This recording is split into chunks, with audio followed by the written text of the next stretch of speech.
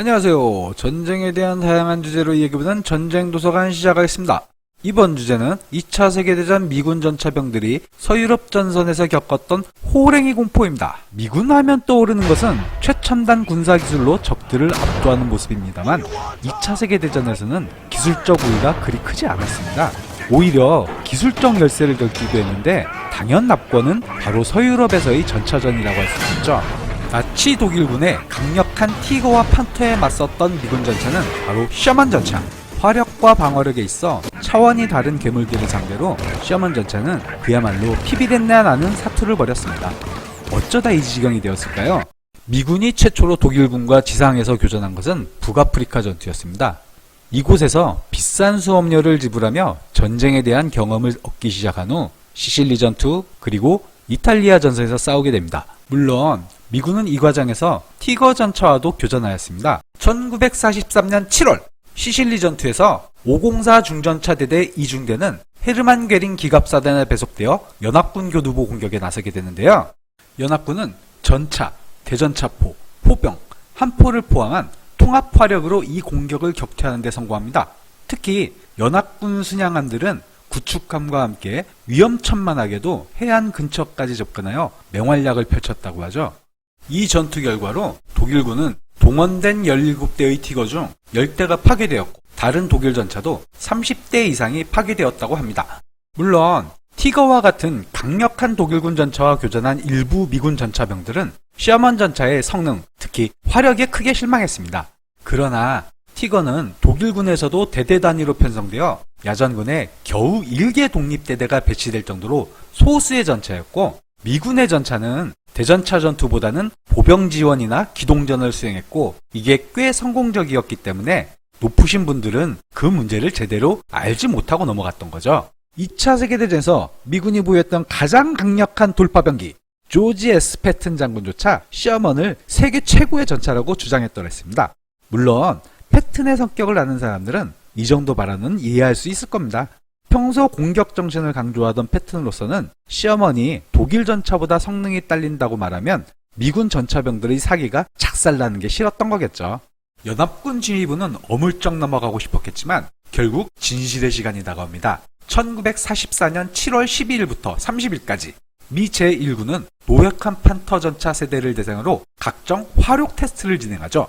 각종 화기에 대한 테스트가 이루어졌지만 미군이 가진 셔먼 전차 중 가장 강력한 펀치력인 76mm 포에 대한 부분만 알려드리겠습니다. 결과는 충격적이었습니다. 영국제 17파운드 포는 꽤 괜찮은 성과를 보여준 데 비해 76mm M62A1 APC는 CR도 안 먹혔습니다. 400야드 거리에서 판터 포탑 전면을 향해 발사하여 확인된 유효 테스트 2발 모두 튕겨나갔고 200야드 거리에서 판터 차체 전면을 향해 발사하여 확인된 유효 테스트 1발은 판터 장갑을 겨우 1인치 파고들었습니다. 관통력이 더 우수할 거라 기대된 76mm M63 HVAPT도 실망스러운 결과를 보여줍니다. 800야드, 600야드, 400야드 거리에서 발사한 테스트는 모두 관통에 실패하고 200야드 거리에서 발사한 4발 중 딱 한 발이 차체 전면을 관통하는 데 성공합니다.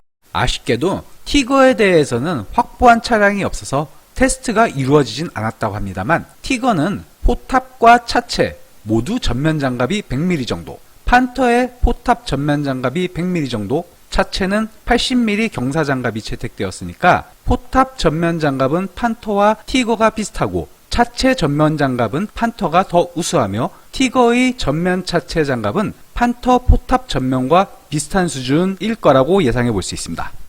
병기국 놈들은 76mm 포가 독일 놈들 전차를 모조리 때려잡을 수 있을 거라고 했어. 그걸로는 망할 독일 놈들 때려잡을 수 없다고 난 이제 알았다고. 또 다른 정보 실패는 판터의 운영 방식에 대한 것이었습니다. 쿠르스크 전투에서 판터를 처음 접한 소련군은 판터가 티거처럼 별도 독립부대로 편성된 전차라는 정보를 서방연합군에 공유했었지만 그건 쿠르스크 전투 때였고 1944년 노르망디에 투입된 독일 기갑사단의 편제는 전차연대에 1개 4호 전차대대, 1개 판터 전차대대를 편성하는 게 기본 편성이었습니다. 물론 이 개편은 모든 독일 기갑사단이 완료한 건 아니었지만 상당수의 독일 기갑사단이 판터 전차를 보유하고 있었죠. 티거 같은 희소한 전차가 아니라 판터는 독일 기갑사단의 당당한 주력 전차였던 겁니다. 미군 내부에서도 강력한 전차가 필요하다는 주장은 있었습니다. 병기국의 글레이든 앤 밤즈 장군은 1943년 3월 차기 전차에는 90mm포를 장착하도록 설계부서에 지시를 내렸더랬죠. 이런 강력한 전차는 미국군 기갑부대 건설에 혁혁한 공을 세웠던 제이콥 L 네버스 장군의 지지를 받고 있었습니다만 육군 지상군 사령부와 그 사령관인 레슬리 맥나이어 장군이 반대에 부딪히게 됩니다. 미국에서 전차를 생산하여 전선으로 이동시키려면 열차를 통해 항구로 옮긴 뒤 배에 선적해서 운반해야 했고, 여기에 전차 상륙함에도 탑재할 수 있어야 하고, 전장에서는 교량을 건너거나 공병이 부설한 부교를 통해 이동해야 하는데 90mm포를 장착한 전차는 너무 크고 무거워서 이미 정해져 있던 육군의 표준 규격에 맞지 않다는 거였죠. 사실 강력한 전차의 등장을 방해한 것은 맥네이어가 주도하여 만들었던 미군의 교리에 그 핵심이 있었습니다.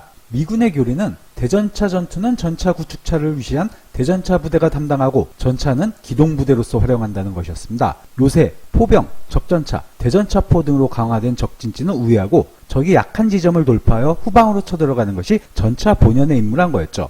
아이러니하게도 이런 교훈은 독일군에게서 얻은 거였습니다. 1940년 독일군이 프랑스를 침공했을 때 대규모 기갑부대가 아르덴 지역의 프랑스군을 돌파하여 순식간에 전쟁을 결정짓는 모습을 지켜보면서 보병사단이 줄을 이루는 방어부대가 적 기갑부대의 공격에 대단히 취약하다는 결론을 내립니다. 이런 전차 공격을 방어하려면 기동성이 뛰어난 대전차 부대들을 집중하여 적 기갑부대를 저지할 수 있어야 한다는 거였죠. 기동성이 뛰어난 대전차 부대. 이거 그냥 전차 아닌가요? 현대의 우리는 그런 결론에 익숙하지만 당시 맥네어는 그렇지 않았던 겁니다. 이런 교리에 따라 기동성을 갖춘 대전차포, 즉 전차 구축차가 등장합니다. 가장 처음 등장한 차량은 M3 전차 구축차입니다. M3 반궤도 장갑차에 대전차용으로 75mm포를 장착한 차량이었죠. 시작은 미약했지만 본격적인 전차 구축차가 등장합니다. M10 울버린이 3인치 포를 장착하고 등장하며 이후 개발되는 미군의 전차 구축차의 기본 디자인을 확립하게 됩니다. 그리고 경쾌한 기동성을 가진 M18 헬켓이 출현하게 되죠.